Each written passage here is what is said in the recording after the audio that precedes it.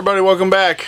Wanted to do a little midweek video here. Got something kind of interesting in the shop, plus we missed last week. We had planned on doing a kind of a event report video or whatever, but the weather was real questionable at the event. A lot of people didn't show up, so it was kind of a bit of a bust. So anyway, there wasn't much to film there. I will drop the little bit of footage I took of our display and setup in the video here if you guys are interested in seeing that. But overall, the event was kind of a bust due to threatening weather and chased a bunch of people off. So anyway, figured I'd do this. We have a 1939 Harley Davidson WLDR. It's a 45 cubic inch flathead. The customer kind of assembled the chassis. We did all the paint work, and he's been working on it at home, and just got the motor about finished up, and we're ready to start assembling. So we got the chassis up on the lift. We're gonna slide the motor in and just assemble this bike. We got wiring to do and a bunch of other cool stuff. So pretty neat bike. Thought it would be of interest to some people, so that's why we're jumping on here midweek outside of our normal schedule. Anyway, we're gonna get to work and see if we can't get this bike put together. So just a quick little couple shots of our setup from the event. As you can see, it actually ended up being a beautiful day, but there was rain threatening all day and just wasn't a great turnout. It is what it is. But anyway, this was our setup. So, and all the bikes we brought out.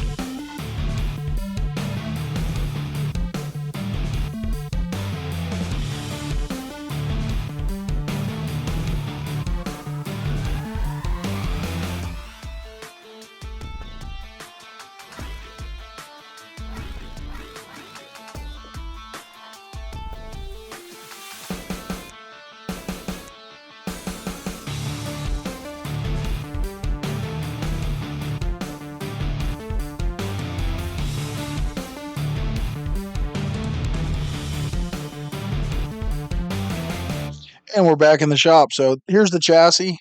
It's sort of assembled, just a loose mock-up really, K-model front end. And here's the motor, all assembled, ready to go in. Still have to adjust the valves, put the oil pump on and stuff, but I like to keep them as light as possible while we're putting them in the frame. And then I'll add all that stuff once it's in. So I'm gonna go ahead and pop the tanks off here. Once we get the tanks off, we'll get set up and slide the motor in.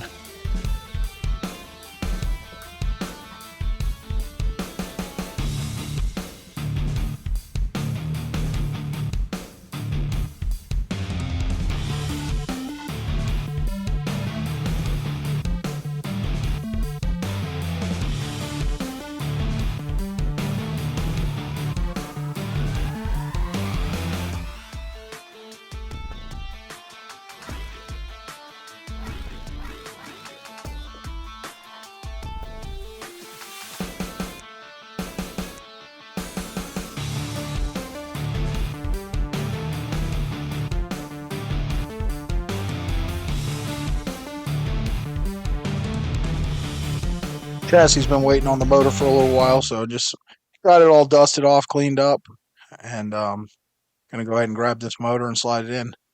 Pretty easy to do. We got the lift set up right next to the table where I assembled the motor, so no real bending or leaning, just picked it up, spun around, and slid it in the frame.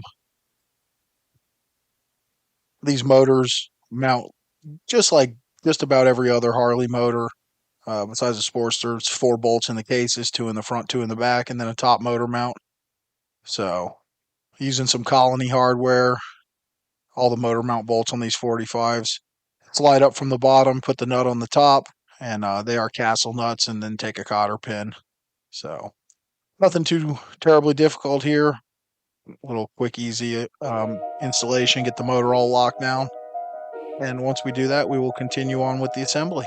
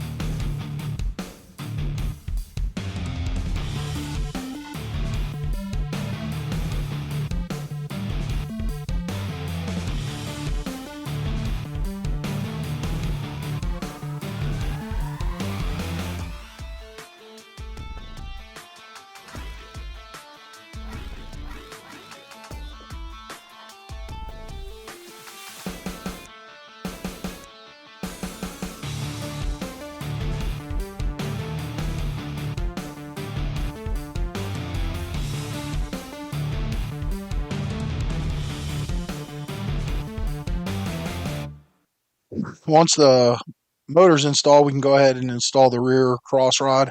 On the 45s, being that it's a single down tube frame, there's no outside frame rails like on a big twin. So it has these two cross rods. They slide through the frame, and that is where the floorboard straps mount that allow you to mount your foot controls, your clutch pedal, your brake pedal, all that good stuff.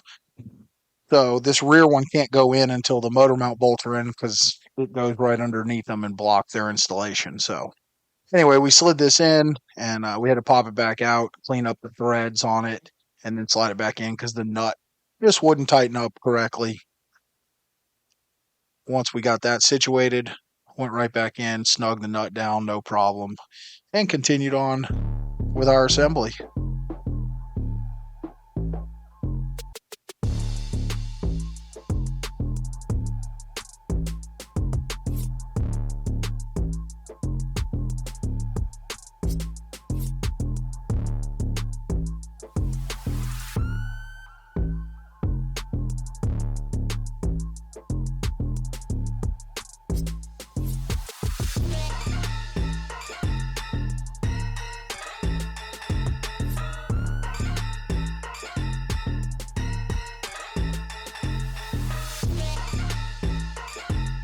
So, like any Harley, you have a inner and outer primary and a primary chain that connects the motor to the tranny.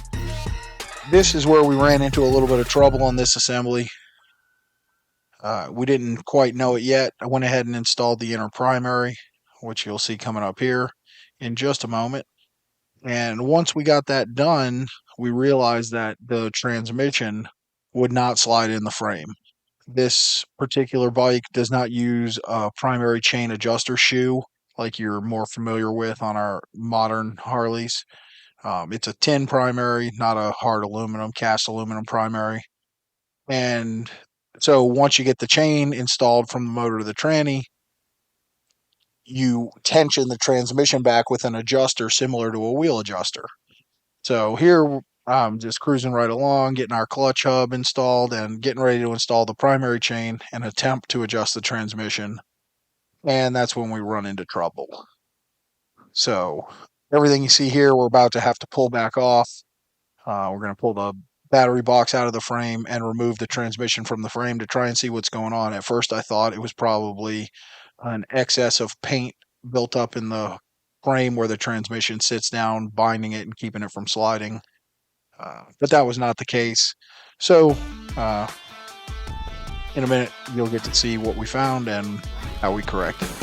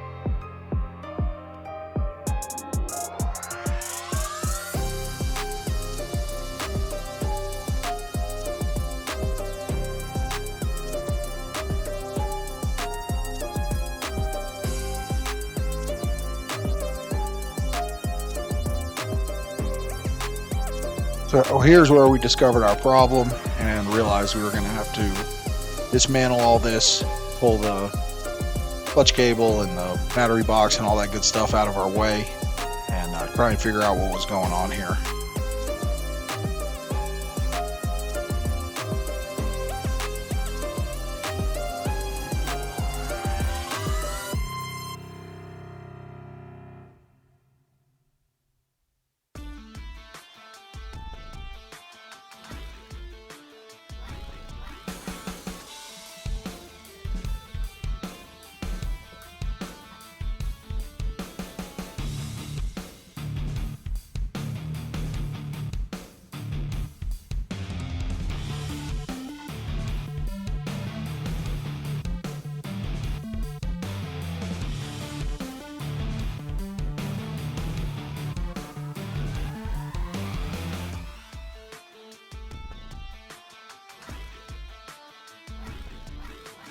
So once we got our tranny pulled out, checked the frame, looked like, there's obviously paint buildup.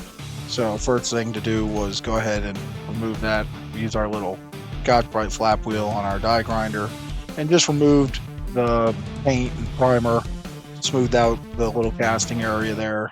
Just trying to get it cleaned up and smooth. At this point, was thinking that that's all it was. It wasn't like a real crazy sticking. It just was.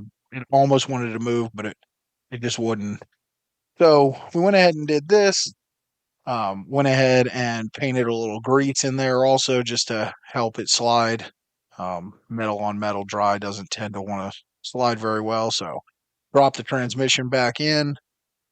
And when it went in, I could feel that as the front slid into the frame, it just did not feel right. And again, we're looking at it, trying to see what's binding. It just doesn't slide smoothly. And so out it came again. And I'm going to try and zoom in here so you can see if it'll focus. Then I'm going to point to it. This machined surface on the transmission case, they just missed the last little bit. Like, I don't know, maybe a half inch or quarter inch of machine surface just wasn't machined. So went ahead and knocked that down with a flat file. And as you can see here, working the transmission adjuster, transmission slides forward and backward nice and smooth as it should. It's really bizarre. I'm assuming this transmission case was never in a bike. So we were back to where we started. We got the primary back all assembled, clutch basket on, primary chain on, tensioned, and just plugging away trying to get this bike put together.